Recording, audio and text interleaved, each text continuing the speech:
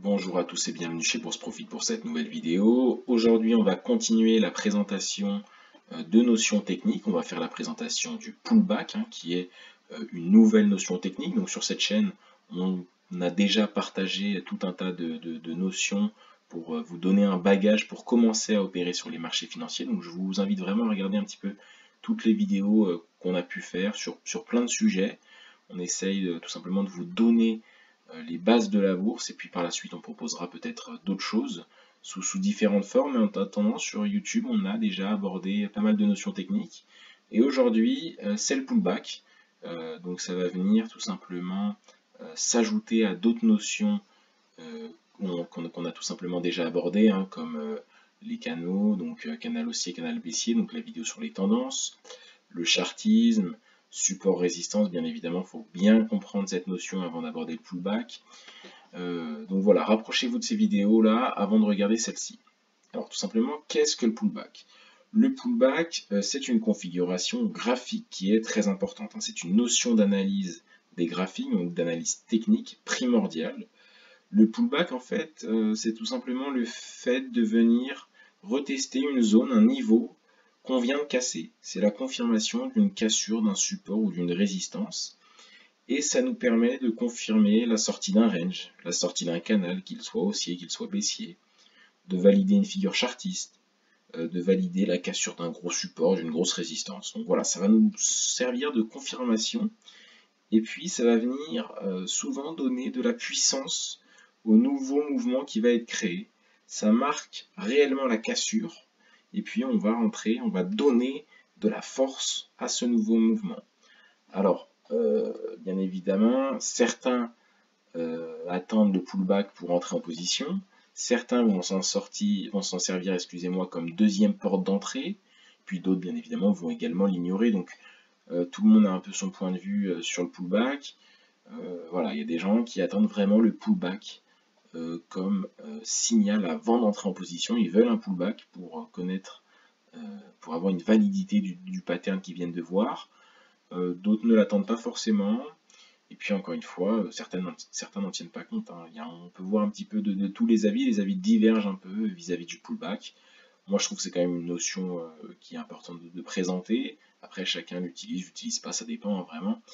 Bien évidemment, il y a des cassures qui peuvent être validées, par exemple une cassure d'un range, et qui ne vont pas, où il n'y aura pas de pullback. Pourtant la cassure sera bien là, on va vraiment sortir du range, mais il n'y aura aucun pullback visible. Le pullback, c'est pas une obligation, mais c'est quelque chose qu'on va voir quand même assez régulièrement. Donc là, on va se retrouver voilà, sur quelques exemples graphiques qu'on a vus. Là, on a un range. Donc on voit un range délimité par une résistance et un support. Donc voilà, on vient taper plusieurs fois, on vient travailler ces zones-là. Pareil pour le support. Et puis voilà, on est dans un range, dans une tendance neutre. On sort par ici. On va voir que là, il y a deux belles bougies qui viennent donner quand même une grosse impulsion. On travaille encore au niveau de cette zone-là. On va faire une sortie. Et là, à ce moment-là, on va venir retester cette cassure en venant s'appuyer sur le support qui était anciennement une résistance. Donc là, il y a une alternance. Cette zone-là était une résistance. On va s'en servir maintenant de support. Et là, on vient se réappuyer sur ce support-là, sur cette zone-là, pour confirmer la sortie du canal, du range. Et donc là, ensuite, le mouvement haussier s'ensuit. Donc voilà, une tendance neutre, on sort du canal, on s'appuie dessus, et là, on confirme la sortie avec une belle impulsion, un beau mouvement créé, un mouvement qui va être haussier.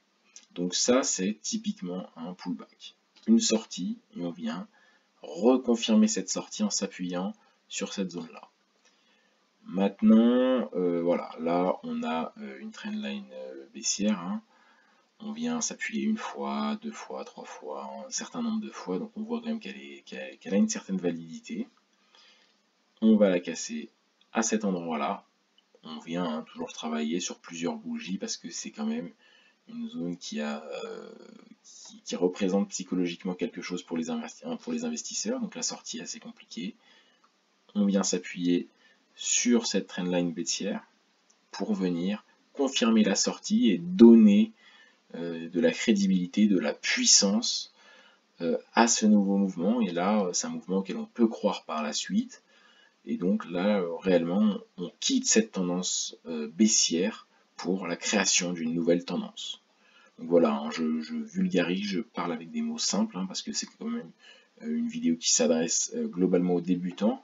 Dans des prochaines vidéos, on se retrouvera directement sur les graphiques, hein, donc pas des vidéos sous cette forme-là, mais directement sur les graphiques pour présenter des notions qu'on a déjà faites auparavant et pour donner tout simplement plus d'informations.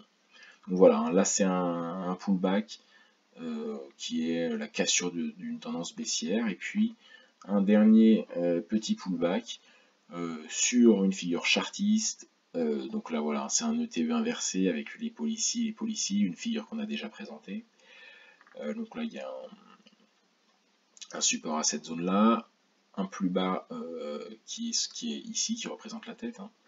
Donc là on a le TE inversé, on a cette zone là qui est clé, la neckline, la ligne de cou, hein, qui est un petit peu le centre de la figure chartiste, de cette figure chartiste là.